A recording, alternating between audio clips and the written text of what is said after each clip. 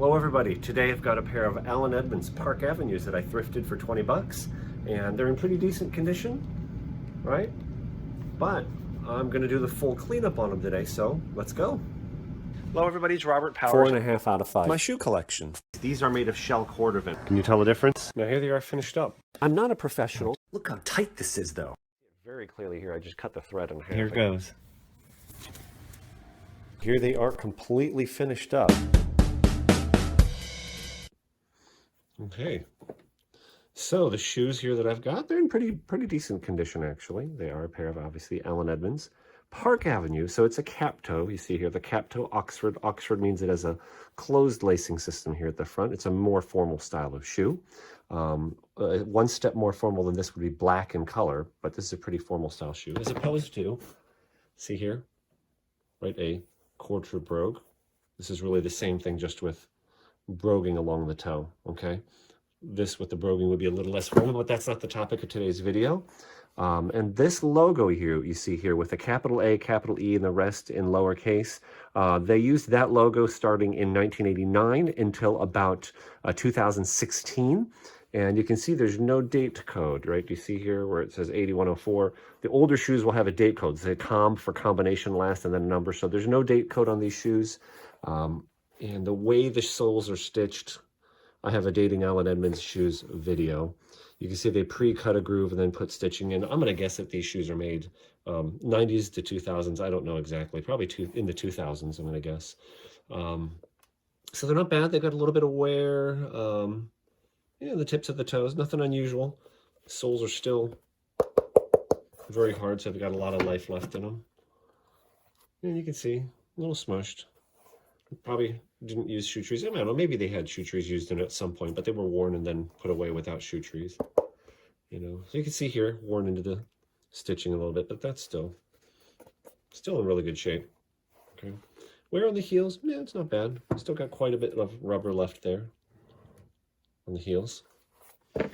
So first thing I'm going to do, I'm going to show you all the materials that I'm going to use. Almost out, but I'm going to saddle soap them first. I don't think I'm going to need it, but I might use a Sapphire Reno mat. This is like a solvent. It's less harsh than like acetone or something like that. There are rare cases where it takes color off of shoes, but generally it does not. So I'm going to saddle soap them. I might use the Reno mat to clean them if I have like stains or spots that need further. I'm going to condition them here with Ashland Leather, Tanner's Blend by Ashland Leather Company. Okay. I might need to use, I know I spilled it and it's hard to read, but this is Phoebing's. I'll show you the box, right?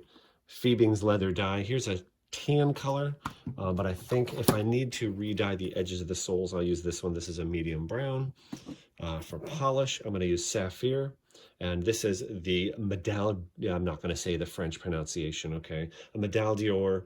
This is the cream polish, and this color here, you can see the second line is medium. The color's called medium brown. I think that's a really good match. I will definitely use Sapphire Mirror Gloss. This is neutral, and this will be for mirror shining the toe caps. And I may also use some of the black mirror gloss to, put a little bit of a darkening on the front of the toe. Here's the brush I'm going to use for the saddle soap. I use this brush only exclusively just for that. Dirty rag if I need it. And I've got two different, these are just strips of t-shirt. You can see I have one here I use for polish for color, and one that I use just for mirror shining. Dish with some clean cold water in it. And I have two different brushes, horsehair brushes. This is the one I use for all my darker colors. This one I'll use for like lighter colors, tan, and or sometimes, believe it or not, sometimes I'll, like on these, I may do a cleanup and polish up this part of the sole. So I think that's everything I need. So let's get going. So see how bad these shoes are wrinkled. One of the very first things I'm going to do is get a pair of shoe trees. I kind of like these for cobbling. I put a bigger heel on it, but these are adjustable. So I'm not sure exactly. Let's start with them all the way. That's probably too much. But you'll see it's amazing how much better they look just with putting shoe trees in them. Oops. Look at that, huh? Isn't that amazing? Just putting a shoe tree in. They're expandable, so see. By the way, these shoes are 11, size 11. D, that's the width of the shoe. That's the width of the ball. D is a standard width.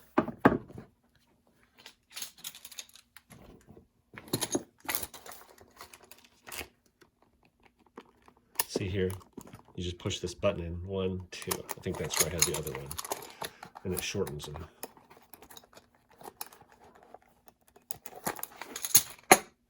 Felt like there's something in there. There we go. Nice. Okay. Now, step 1. Saddle soap. And I forgot one thing, so I'll have just a, pretty clean cloth here. I dampened it. It is not wet. It's just damp. And I know some people use a brush, but I prefer, I think it lifts the dirt out better, just to wipe shoes off. Maybe it's a little dirt off with a damp cloth. We're not saving, the planet here or anything. I mean, if you want to do it differently, do it differently. It's allowed. It's your shoes.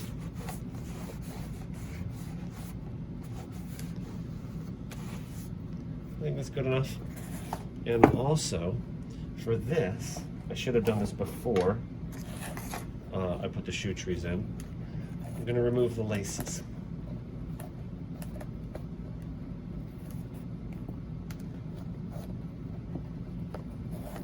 Notice the style, the way these are laced, and I believe Allen Edmonds does it this way.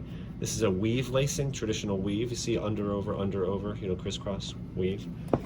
I'm going to probably bar lace them. I believe Oxfords should be bar laced when we're all done, so I think it looks a lot better. But anyway, I'll show you how to do that so that you don't see any laces underneath, especially with an Allen Edmonds. See here. And to get down on the bottom, I'm going to have to take the shoe tree part way out. I don't like to necessarily take the laces out every time. See, especially when you get down here, it can be hard on the laces. It can be hard on the shoe a little bit too, because you're kind of, opening up the throat there really deep. So put those aside for later.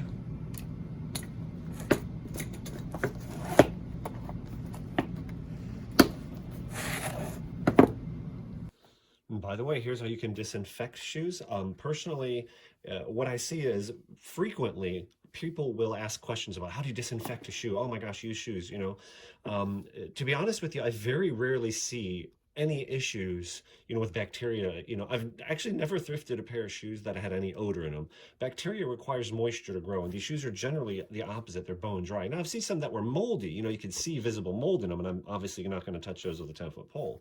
But what I have here is, I bought a bottle of isopropyl alcohol water mix. I actually, this is the label I peeled off of the bottle. Put it in a spray bottle. I think that's all you need. And I would not scrub it, okay? The reason I would not scrub it is the alcohol might lift some logos. I think that's all you need. Just spray it in there, don't breathe it, the alcohol fumes, and just let that dry.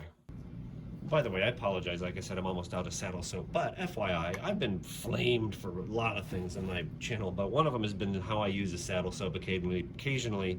People get really ticked off. What the directions actually say on the bottom of the can is to rub, first it says to clean the leather off, but then it says to rub a damp cloth onto the surface of the saddle soap and clean with that. I use a brush. Does this probably add a little more water to the process? Yeah, probably. It's the way I was taught to do it by my dad, though, and it's worked very well for me. So if you want to use a damp cloth, God bless, use a damp cloth, Like I said, I don't think this stuff is really that big of a deal, If you get a little more water into the shoe, guess what? It's gonna evaporate. You can scrub pretty hard. In other words, the pressure, you can apply as much pressure as the brush will let you. You know what I mean? I've got a whole other video on saddle soap if you want to watch it. I'm going to try to get down here into the welt as well.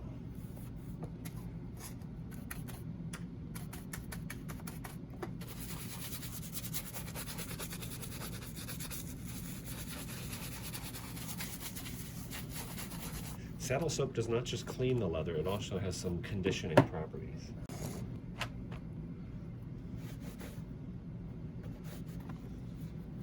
Just wipe it off.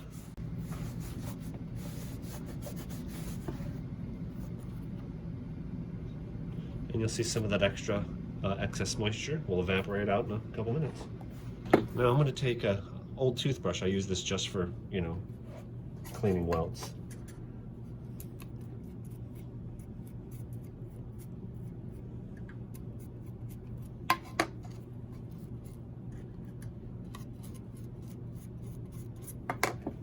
Let's see if I can get this. I want to see if I can get these a little cleaner.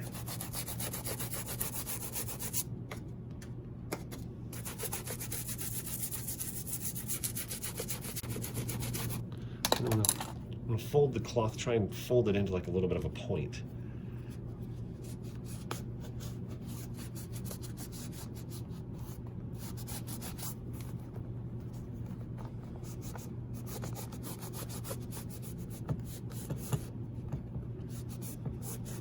See that? I've got it kind of in a triangle.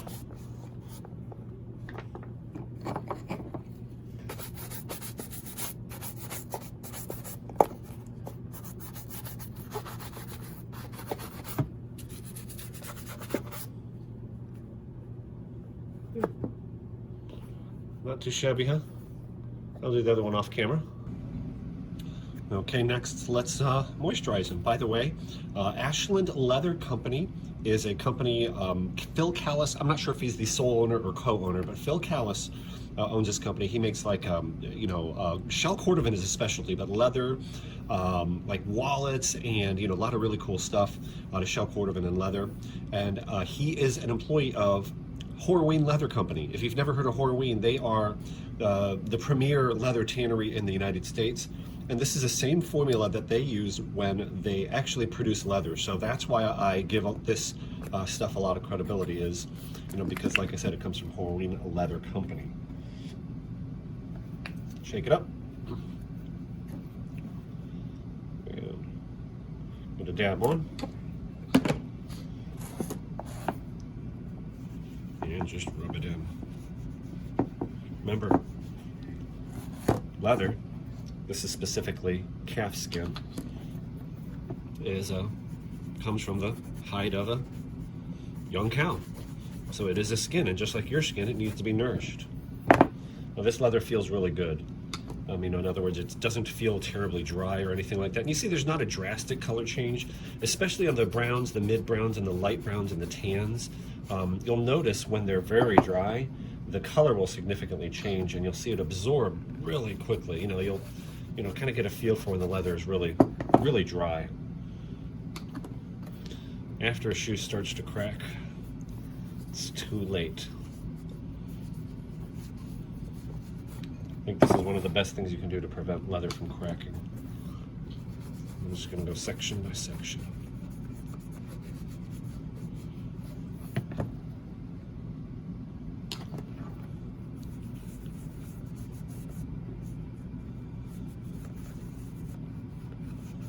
And I'm also going to get the piping here, right, around the edging of the shoe.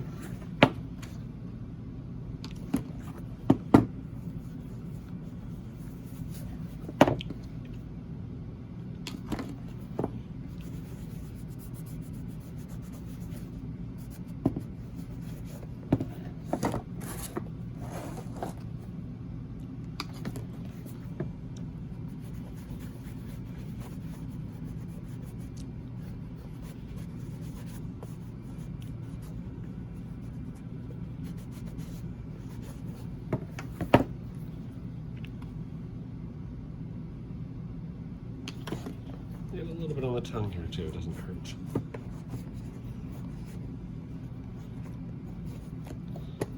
Either way, especially on a shoe like this where you have no idea how old it is and if it's ever been treated, I'm also going to take a little bit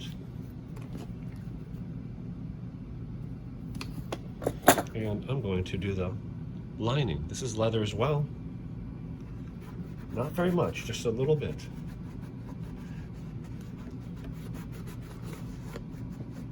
To help prevent it from cracking in the future. Okay,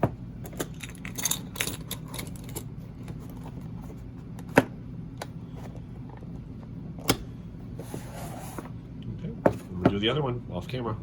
And now that those are both done, you see they've got a little bit of like a, you know, like a, I don't know what you say. It looks a little bit, what's the word I'm looking for? The surface is not shiny. What's the opposite of shiny? Like a matte finish, you know? It's got like a dull finish to it. And this one was finished maybe 5 minutes ago. I've got my cleaner. This is a brush, you know, that I try to keep it cleaner, keep a lot of wax and polish off of it. And I'm just gonna brush it. I think it's gonna help drive the moisturizer into the leather. And just go over it once real quick like that. Right, that's good. Okay, time for the first round of polish. So I'm going to find a spot on here where I already used brown before. That looks like brown there. Wrap it around. So this is just a continuous strip, okay, because it comes from a t-shirt. Twist, go around my wrist once, oops, twice, and then depending how long you need it, I'm going to wrap around those pinkies. Then here I'm going to kind of choke it up a little bit. That's how I like to do it. There are other ways. This is the cream polish, so it's very soft. I don't know, you obviously can't really tell on camera, but right.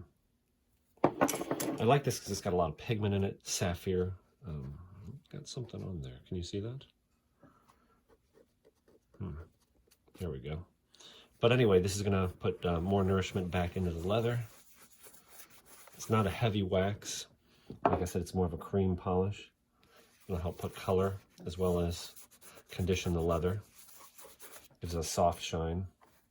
It won't crack or flake. You can put wax polish on after this as well.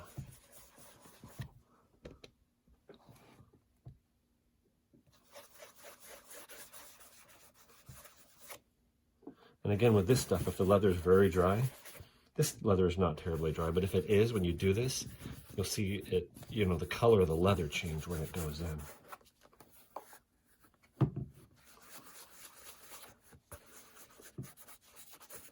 How about here? Do you see there's some scuffs and scratching? You see those light areas? Let's see how this color changes. How this helps.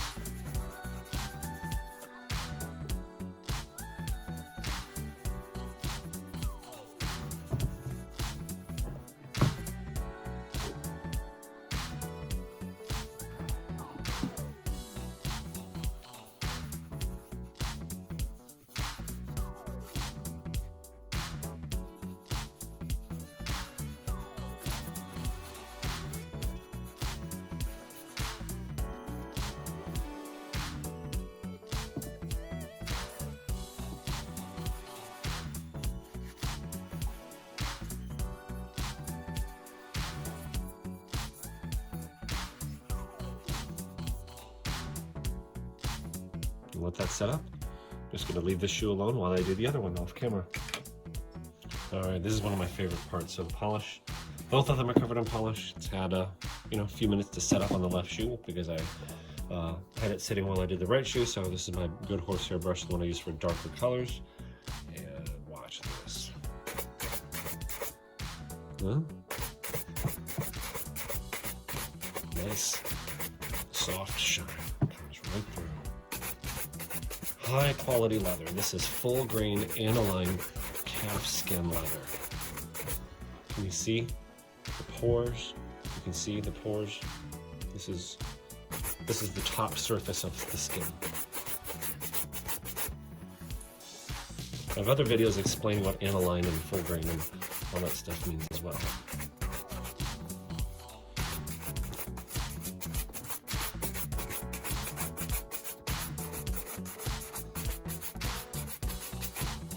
Speed, high speed obviously, and I would say medium pressure.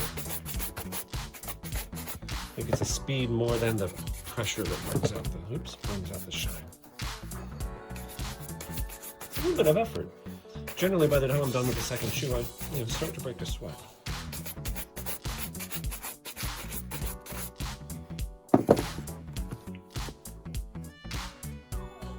See? Isn't that nice? Obviously, this one has not been brushed yet. I'll do the second one off camera. I'm going to do a second coat.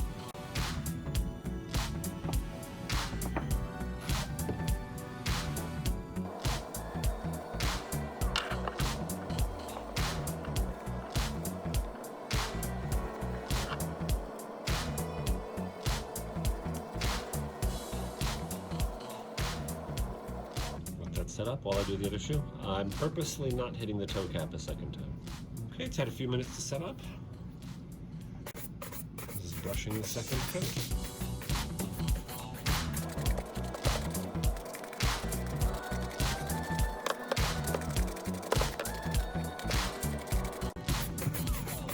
If you're not sure how much to brush it a little bit more.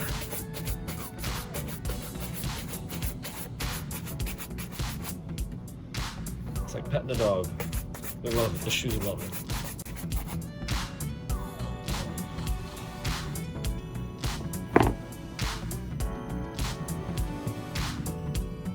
If you wore these shoes just like this, I don't think anybody would fault you, other than not having laces in them, but you know what I mean?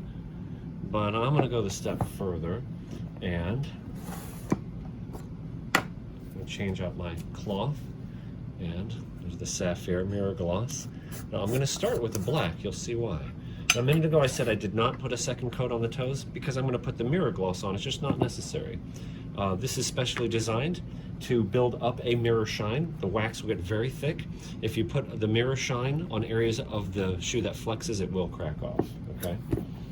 So, I would say this, if you're doing a mirror shine to get a mirror shine, you're probably gonna get ticked off, you know, fed up and give up. If you enjoy the process though, it's awesome.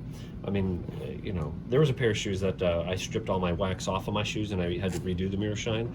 And it took an entire Star Wars movie to finish it, you know, just over a couple hours. So you see it's crumbling, it breaks, that's okay. You can just kind of press it back in there, you know, make sure you don't get too much on the, okay, on there. But I'm gonna start at the tip of the toe, okay? And by the way, look at the texture of the leather. Do you see that? You can clearly see the pores. That's gonna go away. So I'm starting at the tip because this is black. It's just got a very slight tint to it. I mean, in other words, one coat of black, you can't tell it's black. You notice, you know, you can't really tell it's black, but I'm gonna start at the front, okay? So I'm gonna cover the whole toe, but it's gonna be, theoretically, I guess, it doesn't really matter for the first couple coats, but as I put more and more on, I want it to be thicker at the front. And this is where I'm gonna need my cold water here. I've had other people say they put an ice cube in it. I'm sure that helps. I haven't found that to be necessary. See that? It's covered. So I'm gonna set it aside to let it harden up a little bit. I'm gonna take the other one, load up with a little wax, start at the tip of the toe. That way it's thickest. Each progressive layer, I guess, of mirror shine is probably gonna be less and less wax, if that makes sense. You want to try and get under that edge there, okay? Especially when you're using the darker colors.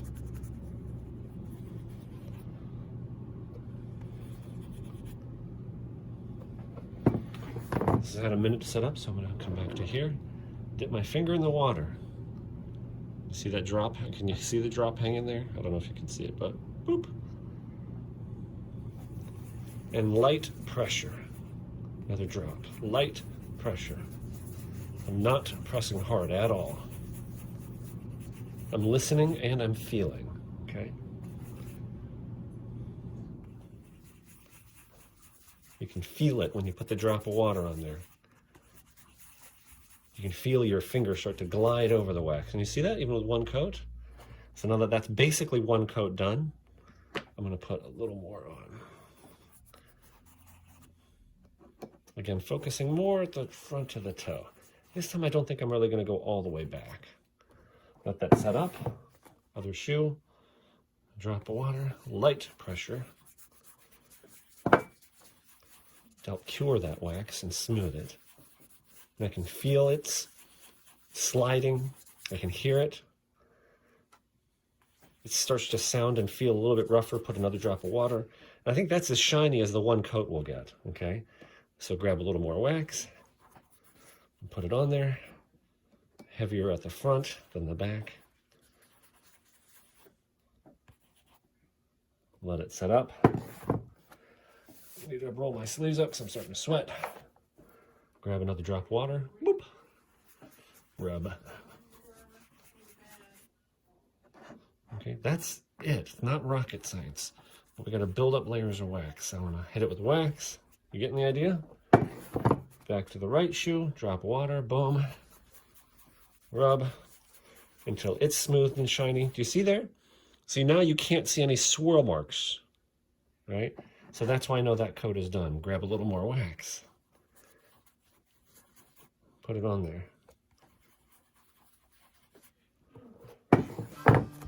Other shoe.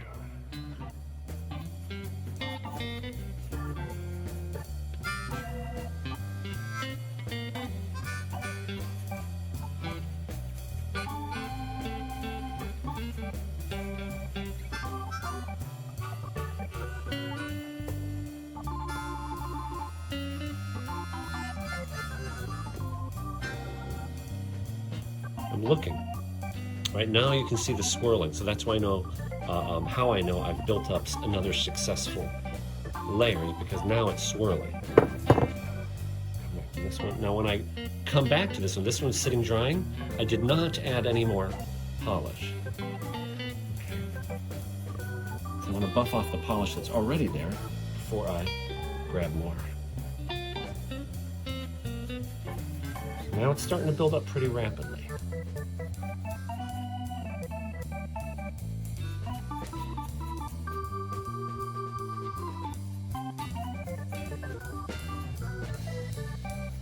Now I'm going to pause here. Can you see the pores are starting to fill in? They're not filled in yet. But you see, you're starting to, and you're starting to get a good gloss.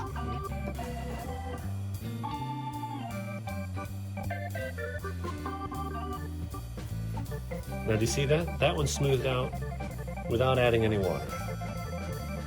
I'm going to do it again.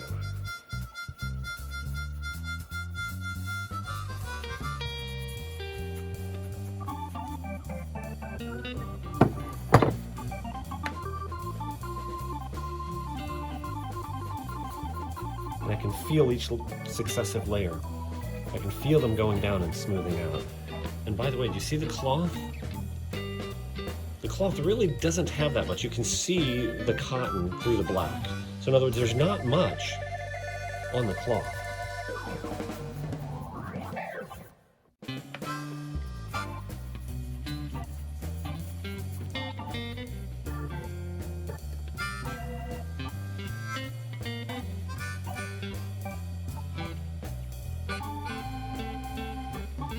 It's filling in. It's not there yet.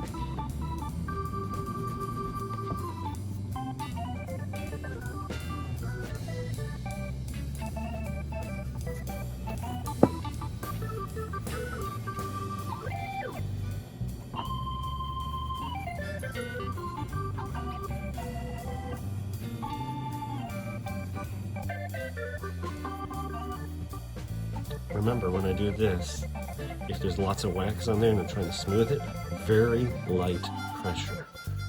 You want to smooth the wax that's drying, not remove it. Now that I'm putting more on, I'm using a little heavier pressure. But when I hit that wax that's been drying up, light pressure with the water.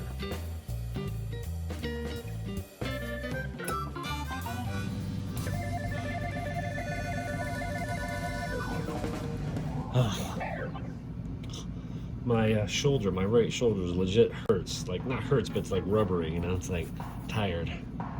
It's almost there.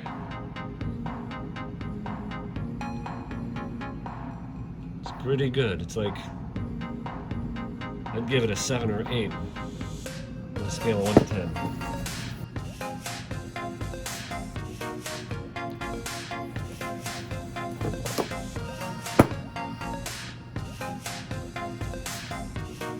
putting it on directly with my finger. I feel like sometimes it's better able to spread it when you're getting towards the final stages.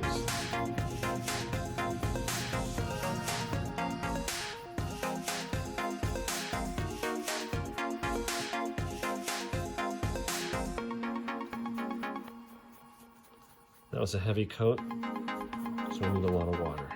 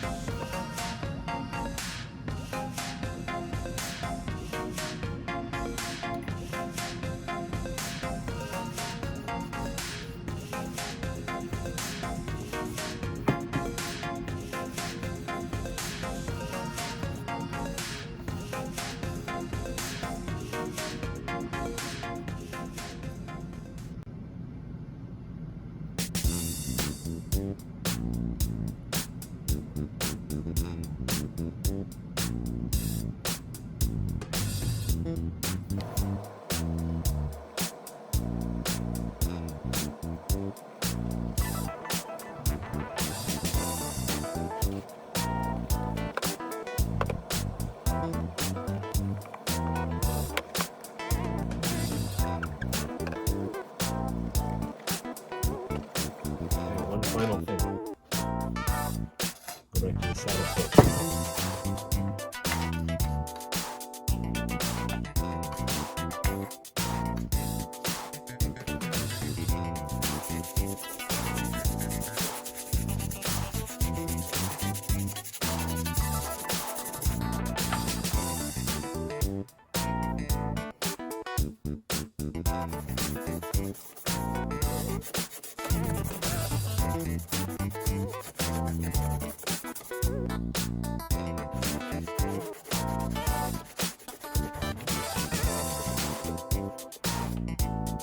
I've got this cleaning solution.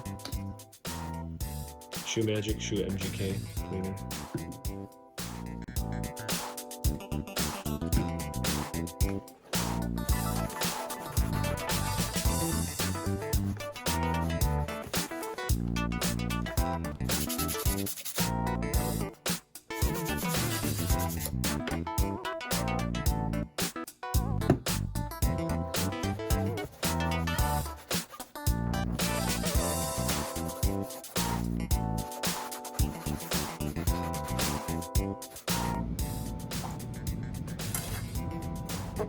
Okay, now that I've cleaned the midsole there, tan, almost gone, but there's enough here.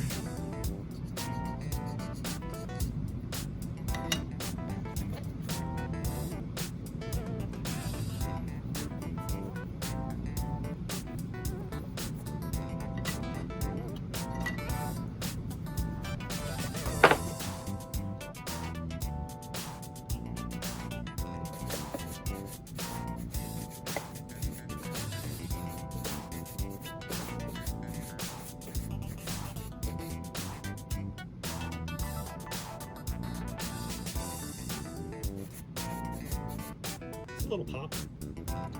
Okay, I said I'd show you a lacing method. I've shown this before, but I'll show you again.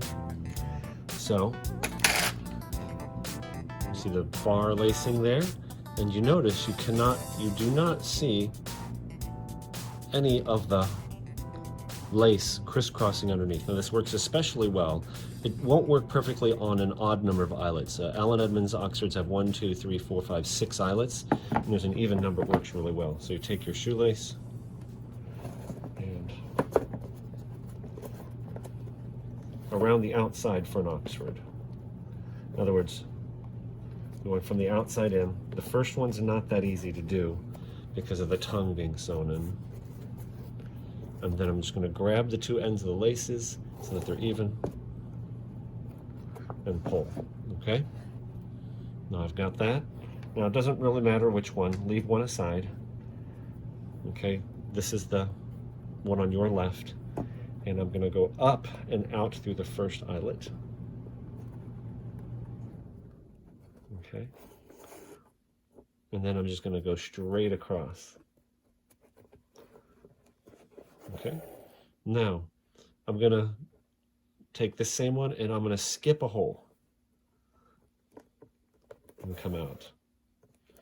Now this one is attached here. Let me get a little closer for you. Oh, that's as close as I can get. So this one comes from here. I'm going to come up and out.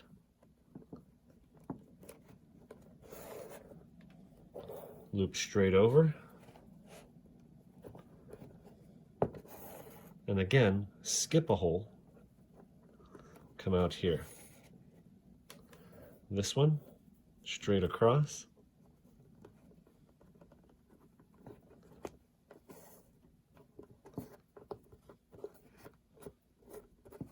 Skip a hole underneath. Come straight out. Straight across. And out. Ta-da! Right? And again, you cannot see any of the lace underneath. They're all under there.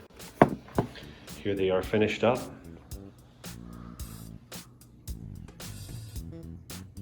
Mirror shine's not perfect, but especially for shoes that I'm not going to keep, you know. I just can't see putting more and more and more effort into it. You kind of get lost after a while. Right now I'm about 5-6 inches from the shoes. It's only when you get, the lens is literally like now about 1.5 inches from the shoe. You can see not 100% of the voids are filled in. So as long as you don't get within 6 inches, it looks great.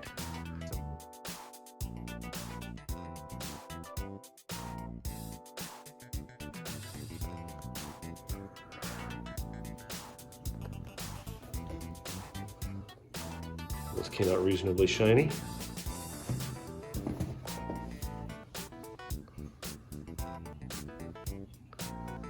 You still see some of the flaws in the leather. That's not going to go away. Yeah, put them up like this, huh?